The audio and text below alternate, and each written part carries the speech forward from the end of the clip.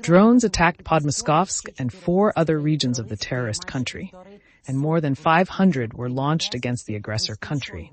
Meanwhile, Shoigu made an emergency statement about negotiations, which does not please anyone except Olaf Scholz, because he wants to talk to Russia. We are not only talking about this now.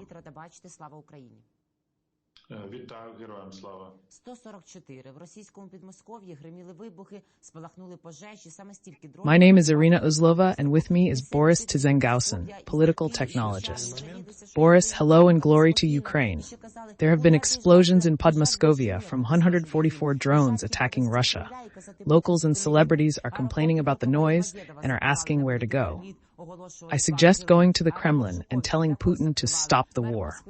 Vnukovo and Domodedovo airports, as well as Zhukovsky, are closed, and the Kilim plan has been announced.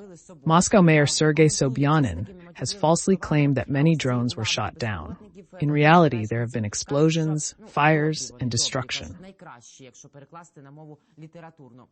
Бачимо, що вибухи, є пожежі, є руйнування. Дуже хорошо, і мені здається, із психологічно-політичної точки зору, що перелітає тепер і по Москві, і по Підмосков'ю, бо там більш політично свідоме, до речі, також населення, а ще інше населення Російської Федерації, яке Москву не дуже терпить. Що ми маємо розуміти дійсно про ефектність і... From a psychological and political perspective, attacks on Moscow and its region, where the population is more politically aware, are significant.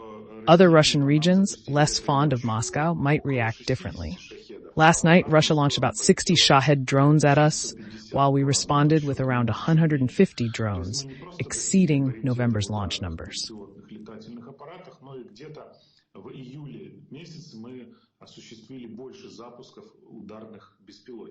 Ukraine is developing, moving forward. Different models, different lines of drones for different tasks are increasing, and the range of drones is also increasing.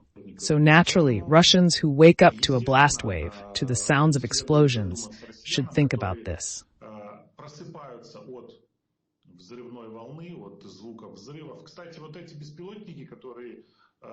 Куда-то там они пикируют в жилые дома. Скажите спасибо. Drones crashing into residential buildings are due to electronic warfare and the Russian military's mistakes. Initially, Russia claimed their missiles and early drones were so accurate that they only hit military targets, so there was no need to intercept them. Они вещали, что наши ракеты настолько высокоточные, и дроны, тогда дронов у них еще не было, они летят точно по военным объектам, не нужно их сбивать, не нужно, пусть они летят, они только по военным объектам. Now I would like to answer the Russians in the same way. As we returned them triple the number of drones, don't shoot them down, they fly only at military targets. Don't worry, don't deflect them with REB means, don't shoot them down with Panserias, and so on. The most common question, at least for me, when I record videos about attacks on Russia, including drone attacks, why not strike Moscow? There are 300, 400, 500 drones. That is when they will wake up. I recently had a special conversation with a very smart specialist, and he explained all these points to me. Now, Ukraine is acting with the resources that we have. We do not have thousands or hundreds of thousands of attack drones.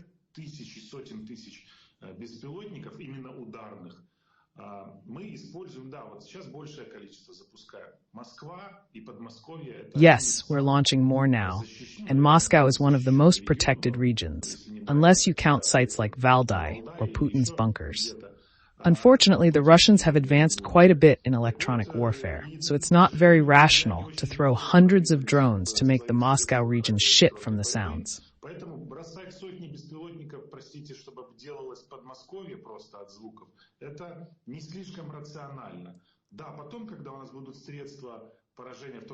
When we have means of defeat, including ballistic missiles, which are more difficult for Russian air defenses perhaps.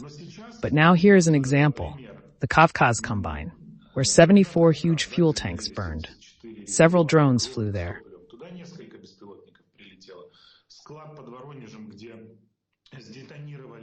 ракеты баллистические северокорейские, тоже несколько беспилотников прилетели. То есть вот лучше атаковать конкретно военные объекты, The warehouse near Voronezh, where North Korean ballistic missiles detonated, also several drones. нефтебазы в том числе, которые действительно влияют на ситуацию. То есть, ну вот у россиян... It's more effective to target military facilities, logistics, infrastructure, ammunition depots, and oil depots.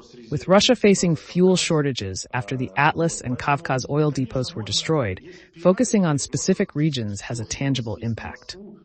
Launching all drones on Moscow might create a PR effect, but would deplete our resources.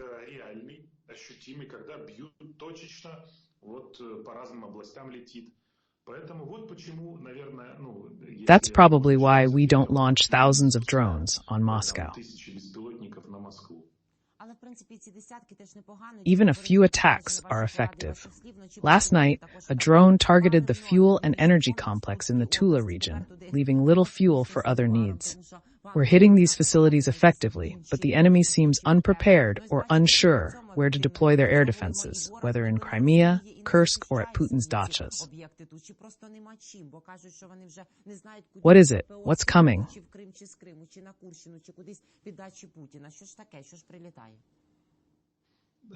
Every time our special services of the armed forces of Ukraine create more problems for the Russians, the longer the range of our drones, the harder it is for the Russians to defend themselves. Why? Drones typically don't fly in a straight line. They are programmed to avoid known air defenses and electronic warfare targets. The greater the range, the greater, conventionally speaking, the more of an arc or complex route we can set for a detour.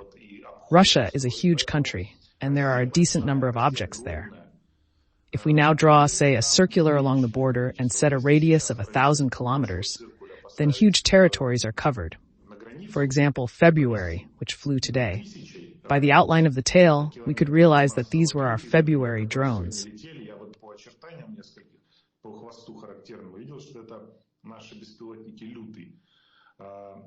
This is already a huge territory, where many oil depots, oil refineries are concentrated. The most important facilities are located there, maybe a little more than 1,000 kilometers, but two key export centers, the port of Novorossiysk and Ust-Luga near St. Petersburg. How so?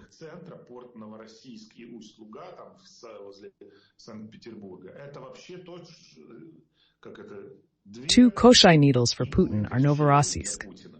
Panic broke out there when unmanned boats recently sailed there. So you can't go outside at all. There will be demining. They are very afraid of an attack on the export infrastructure. And yes, it is not so easy to cover it all with the amount of air defense, especially since we are destroying their air defense systems.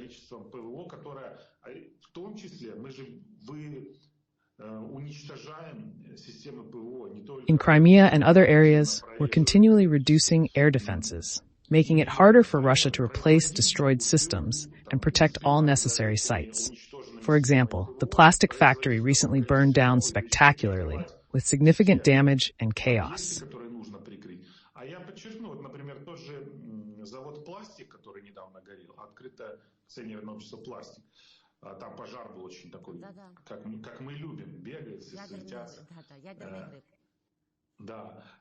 Yes, the hulls for the Shaheds were produced there. That is, a huge number of enterprises that are nominally considered civilian, but play an important role in the chains of Russia's military-industrial complex. Therefore, they cannot close them completely. Waves of 150 drones are already on the verge of shock, especially for areas like Ramenskoye, Podolsk, and Lyubertsy.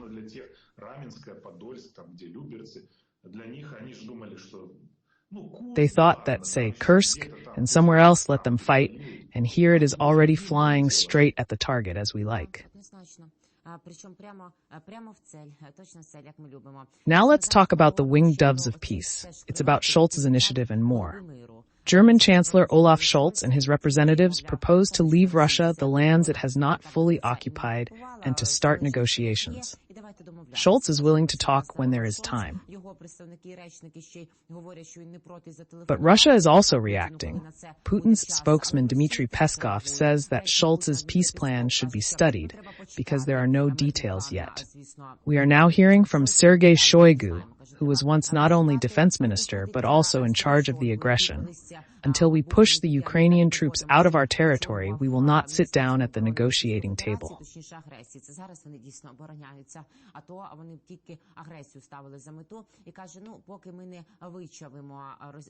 Let's listen to Shoigu, who now heads the Russian Security Council, and get back to the discussion.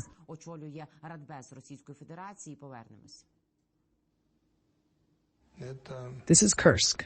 And here we have not negotiated with terrorists, we are not negotiating with them, and we will not negotiate with them. And that is exactly what they are. The desire to carry out nuclear terror against the Kursk nuclear power plant is nothing but the highest level of terrorism.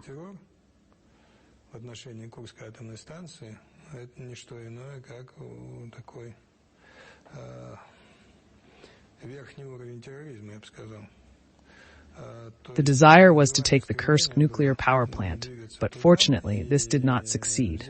Until we push them out of our territory, of course, we will not negotiate with them.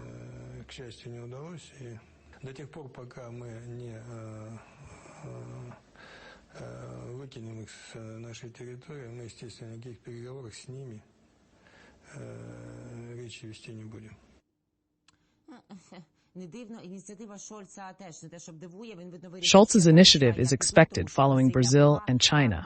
Orban continues to push unrealistic peace initiatives aligned with Putin's views. Boris, what does the Kremlin's reaction and Scholz's move suggest? Is the Kremlin trying to address internal issues? Why is this surfacing now as we have successes in the Kursk region?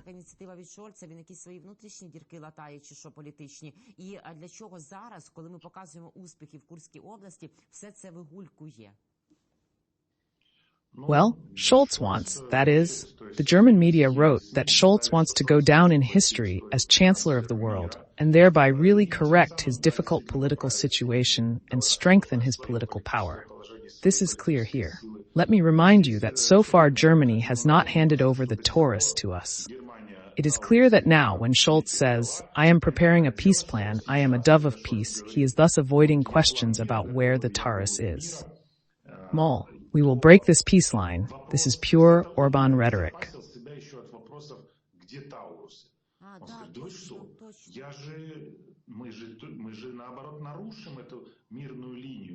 Это вот чистая риторика Орбана. Да. Зараз. Щось летить, Борисе, ні? Another Shahed hasn't been shot down here. One is still flying around the region. Well, yes, and against this background, we should talk about agreements with Putin, who launches dozens of Shaheds and missiles at us, while he himself makes agreements with aggressors, with Iran, and not only with North Korea. This clearly demonstrates what you can talk about with an aggressor.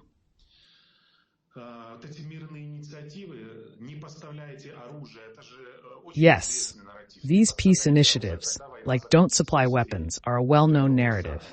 Don't supply weapons, then the war will end more quickly. But the question is how it will end, with a full occupation of Ukraine, because there will be no weapons for defense or something else.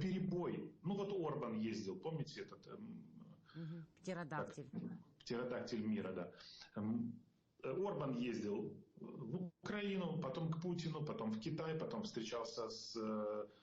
So, the story about being ready to call Putin again, ready to interrupt as Orban does, remember this pterodactyl of the world who went to Ukraine, then to Putin, then to China, and met with the U.S. leadership? He must have been trying to score points with his shuttle diplomacy. Еще раз напоминаем, что война быстрее закончится, если дать Украине необходимое оружие. Вот и все. So Scholz needs to be blunt. We welcome all peace initiatives. That's great. But once again, we remind you that the war will end faster if we give Ukraine the weapons it needs. Falling for Putin's nuclear blackmail, as happened in late 2022, and flying to China is no longer an option. In late 2022, Russia blackmailed and the media reported on how they would deploy their nuclear forces if Ukraine's armed forces approached Crimea. He would press on if they approached Crimea.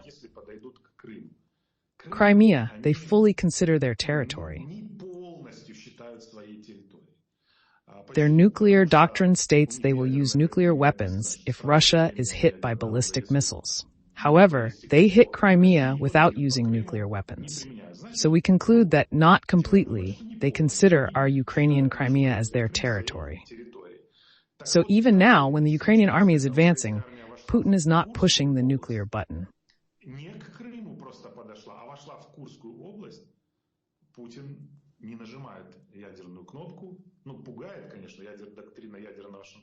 Of course, it is frightening. The doctrine of nuclear blackmail has not gone anywhere, but the button is not pressed. It was all a bluff then, albeit a very skillfully played bluff. Let me remind you, the nuclear threat stopped, slowed down the much-needed help. Everyone said that now we had driven them out of Kherson, out of Kharkiv Oblast. They had fled, abandoned a lot of equipment.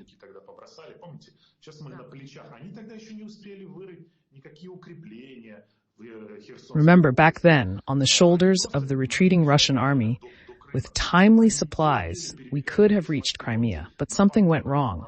Or rather, we fell for nuclear blackmail. Shoigu, by the way, is not very happy at the moment. I think he has already had 10 deputies arrested, and they will soon get to him.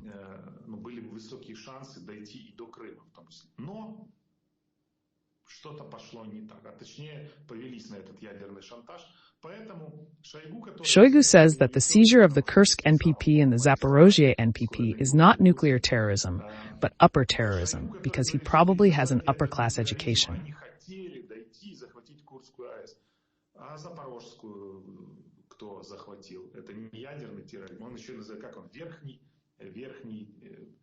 Терроризм, он сказал. У него образование, наверное, верхнее просто. Поверхностное. Верхний терроризм. At a Financial Times event, the CIA director reassured that the nuclear threats were not serious, despite meeting with the head of Britain's MI6. So I will now have the next question about the next topic. Reuters reports that the White House has provided Congress with a classified report on the war in Ukraine. Congressmen may block aid to Ukraine. There is a delay in presenting the U.S. strategy for the war in Ukraine. The Biden administration sent this classified memo, but nothing in it is quite clear what is going on. And in general, many Republicans and Democrats say that Biden's strategy is unclear as to what he wants to do.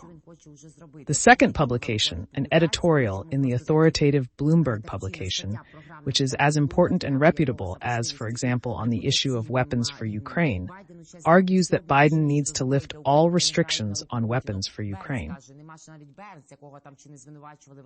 They're playing into Putin's hands. Burns says there's no need to fear nuclear escalation. The editorials, as congressmen say, ask for insight into what's going on in the Biden administration. The bottom line is simple: fear escalation.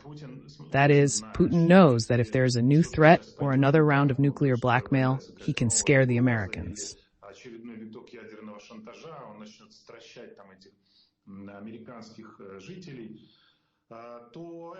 This could affect the election and Kamala Harris's ratings, and by extension, Biden and the White House. Not only they, but also others who make decisions, want everything to be calm before the election, without excesses and fluctuations in oil prices. They want to get to the election quietly and then decide there. This is a soft policy, not to strike refineries so that there are no fluctuations in oil prices. Modern dictators laugh at such strategies. They can wipe half the country off the face of the earth, and the U.S. is afraid of oil price fluctuations. Let them play on those fears. Let them have internal rifts. A 200-page FBI report that Russia was already buying opinion leaders to influence elections.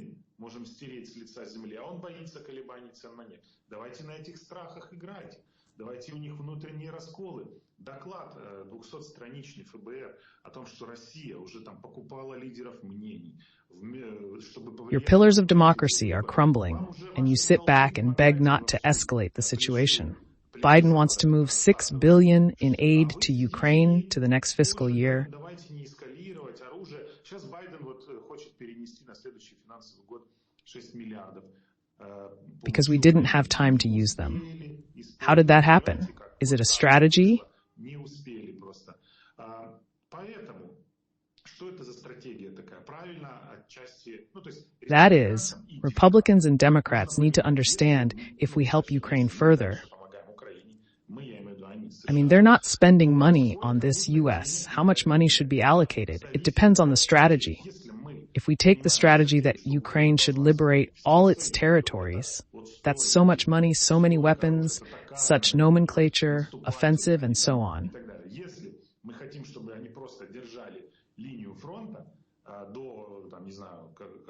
If we want them to just hold the front line until some year, that's a different strategy. Congress is asking to show how much money we have to spend. Because it's taxpayer money, it's treated very carefully. That's what's being asked for. We'll see. I'm impressed with Israel's pattern of behavior. They are told, don't escalate, and Israel takes and destroys the leadership of the military wing of Hamas or Hezbollah. They don't ask permission. They have a different relationship with the United States. Their air force closes the skies. But to us in this case, let's hit an oil refinery, for example. Remember how we successfully destroyed 3 overnight? Then when everyone starts to worry, say, okay, we may not hit the refineries, but give us permission to strike ballistic missiles at airfields on Russian territory. It makes for a good exchange. Why not? It is clear that this is brazen on the part of Ukraine. It is even blackmail. And we have no way out. Either we cease to exist, or someone, pardon my French, will sort it out. And then literally 30 seconds later, when the president of Ukraine, Volodymyr Zelensky, as reported by Western media, in particular a Spanish edition, writes that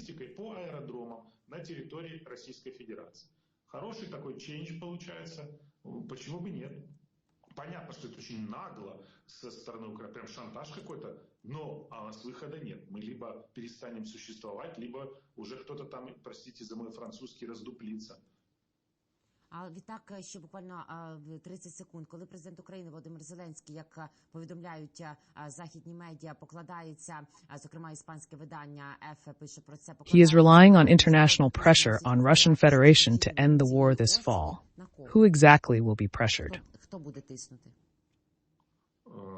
A sensible coalition? Look, the countries closest to Russia and bordering Russia are not shy in their statements. I mean Latvia, Lithuania, Estonia, Finland, and the Netherlands, which remember MH17 very well.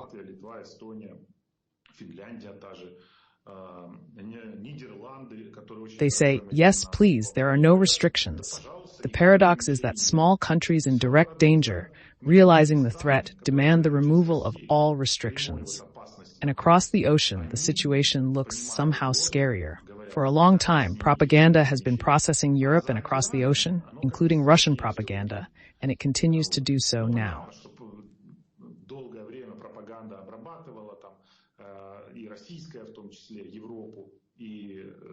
Yeah, well, take it as pure evil, a club of dictators and work by their own methods, maybe not always white and fluffy. Boris, thank you so much for the conversation. See you tomorrow. Take care until then. Boris Tizengauzen is a polytechnologist. Please leave your comments and subscribe to Boris Tizengauzen's YouTube channel. Don't forget to subscribe to Channel 24 as well. Take care, believe in the armed forces of Ukraine. See you, and we will win.